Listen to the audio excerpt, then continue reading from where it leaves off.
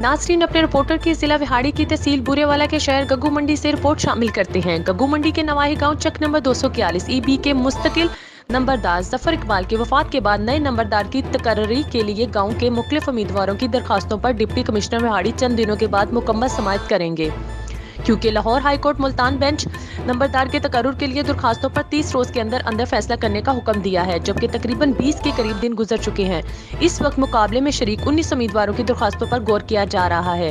19 अफराद में से किसी एक उम्मीदवार को चक नंबर 241 ईबी का मुस्तकिल नंबरदार मुकर्रर किया जाएगा। राना औरंगजेब असिस्टेंट कमिश्नर बुरेवाला ने अपनी रिपोर्ट में चक नंबर 241 ईबी में पत्ती नंबरदार जफर इकबाल महरूम गुज्जर बरादरी को अक्सरियत के एतबार से सरफहरिस्त बरादरी करार दिया है। इस तरह गुज्जर बरादरी के उम्मीदवार को पत्ती जफर इकबाल में बरादरी की अक्सरियत होने की बुनियाद पर बाकी उम्मीदवारों पर सबकत हासिल है। गुज्जर बरादरी के उम्मीदवार चौधरी शहजाद करीम गुज्जर हैं। ज़राए के मुताबिक जिन्होंने मेरिट पर बरादरी की अक्सरियत होने की वजह से 30 नंबर हासिल किए हैं, जबकि मजमूई तौर पर गांव में अक्सरियत के लिहाज से जट बरादरी पहले नंबर पर है, राजपूत बरादरी दूसरे नंबर पर है, जबकि गुज्जर बरादरी अक्सरियत के लिहाज से तीसरे नंबर पर है।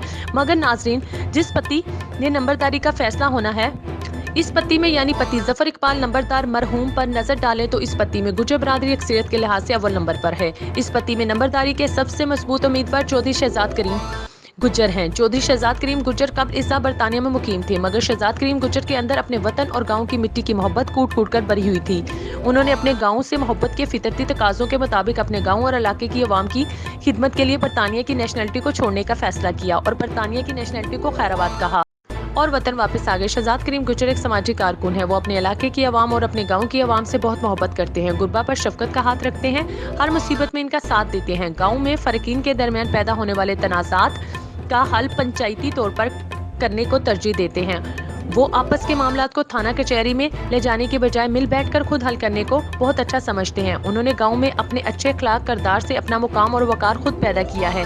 यही वजह है कि गांव का बच्चा बच्चा इनसे मोहब्बत करता है। बिस्मिल्लाहिर्रहमानिर्रहीम।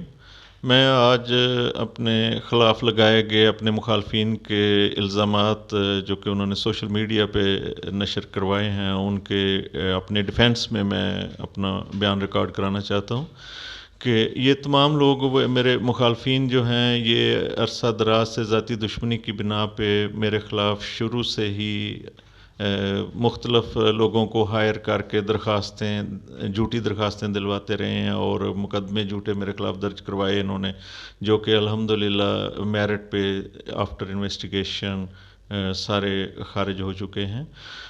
जबकि इनका अपना किरदार इस तरह बदउनवान और ये खाइन और करप्ट ये हैं, लैंड ग्रैबर हैं, एक लैंड माफिया है, जिनमें राजा इब्रारुल हक जो सरबराह नंबरदार रहा और असल नंबरदार के 29 जून 2018 को फौत हो जाने के बाद भी वो बतौर सरबराह तो क्या, उसने ख़ुद अपनी स्टैंप जो है वो मुस्तकिल नंबरदार चक नंबर 241 भी बना ली और फिर अपने ज़ाती तमा की खातर और ज़ाती लालच और अगराज़ व मकासद के लिए मुख्तलिफ सादा देहाती लोगों से पैसे बटोर के उनके जालसाजी से डोमिसाइल बनवाए।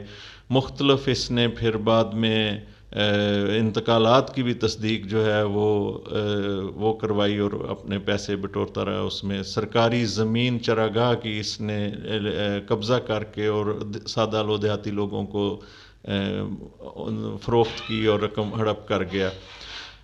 इसी तरह इसने न सिर्फ आम लोगों के बल्कि अपने बेटे, अपनी बेटी और अपनी भांजी का जाली डोमिसाइल बना के और फिर उसको डॉक्टर की मुलाजमत दिलवाई इसने, जबकि उसका कराची का पहले का डोमिसाइल बना हुआ था।